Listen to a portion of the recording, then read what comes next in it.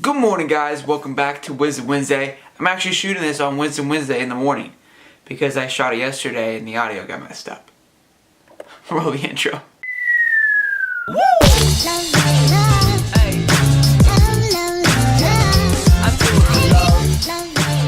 Alright guys, so today I want to talk about something that I'm taking it from somebody else. It's somebody else's thing. It's something else that they created.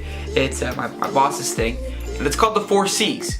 He taught this to me when I first started at my new company. And it's something that he really lives by. It's actually painted on the walls at work. And it's something that I've kind of taken in and I've told my family about it, and we've implemented it into our home and with Jay and everybody around me. And I think it's great. I think people should know about it and talk about it. And again, you can kind of take it, make it your own, but I want to kind of give you the gist of it.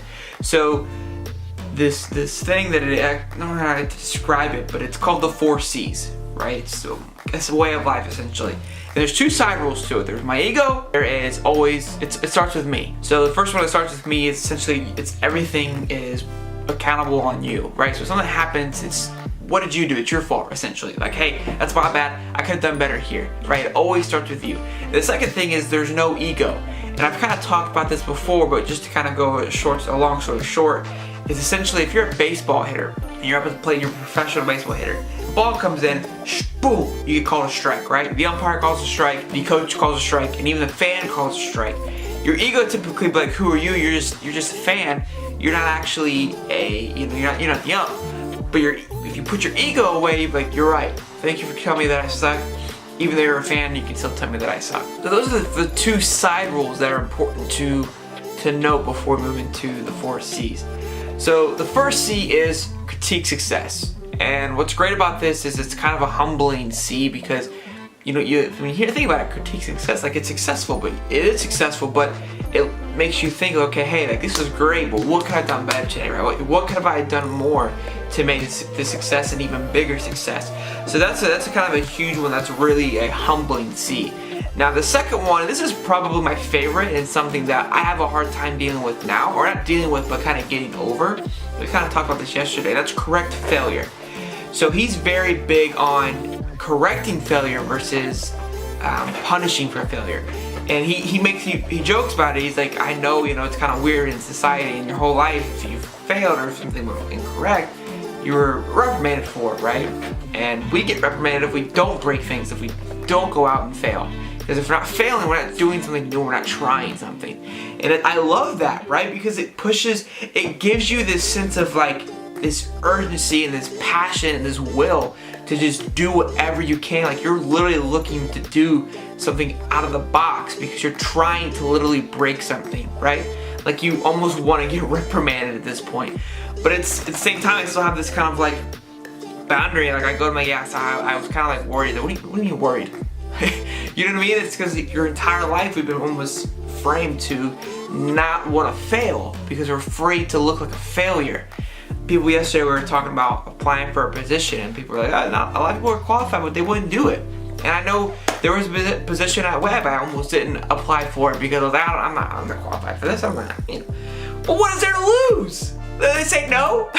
Okay, we'll get it next time. But you learned something. And I'm so glad that I applied for it. I didn't get it, but I think after I applied, everybody, like the manager that interviewed me, she was like, I was not expecting that at all. You actually were closer than I expected to be. So that was great. It was a huge learning experience. And I think we as people, I told one of the interns at our company now, hey, like what you're doing isn't exciting right now. I get that, right? It isn't this huge job that you're doing something like doing maybe exactly what you want to do, right? You're dialing people, you're calling people, you're doing cold calls. That's not exciting, right?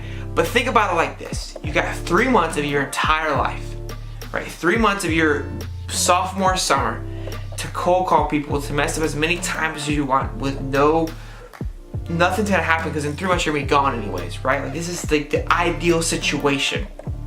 So think about that's the opportunity, right? Think about it like that. Don't be afraid to fail. The second one is celebrate growth. And this is a huge one too because we sometimes don't celebrate or applaud ourselves when we do something great, right? It's kind of like, whatever. I'm kind of at both sides on that. I think I can definitely get a lot better at celebrating people. My mom, she's been not trying to drink wine and soda every day, and she lets me know every day she doesn't drink it. The other day she texted me, she said, hey, I only had no wine but half a soda. So I critiqued success a little bit. I said, all right, we're a half winner today, not bad. But when she feels, I asked her, hey, she didn't do it the other day, she didn't drink wine or soda all day, and I was like, hey, how you feeling? She said I had a headache. So, but she needs to be more celebrative of herself. But hey, like, I crushed it today. That's awesome. Like, celebrate that fact that you did this. Celebrate the fact that, hey, like, I accomplished something. This is huge. This is big. This is monumental, right? Don't think about it. It's just not wine and soda, but it's a big deal to you because we've had these conversations about it, right? It's huge. So celebrate that. And the last one is crush mediocrity. So the great thing about this is just you crush all the mediocre things that are around you. And he kind of pushes it in a sense, like, you see someone being mediocre, you walk up to him like, yo, what are you doing being mediocre right now, right? So and mainly it kind of calls yourself out on it. Like I said, I've implemented it here in the house, and Caitlin, she's called me out a few times. She holds me accountable constantly.